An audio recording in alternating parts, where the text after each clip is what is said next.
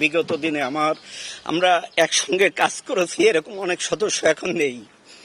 আসলে আমরা এখানে হৃদয় আমাদের ভারাক্রান্ত। আমি এই পুলিশে আজ 23 বছর একসাথে কাজ করেছি। কিছুদিন আগেও আমার থানায় ছিল, সে আজকে নেই।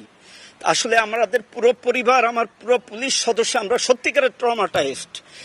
তার ভিতরে আমরা আসলে জনগণের প্রয়োজনেই কাজ করি। আমাদের ব্যর্থতা অনেক সময় আমরা জনগণকে বুঝাইতে পারি না। আজকেও ফিরে আসা কিন্তু জনগণের জন্যই।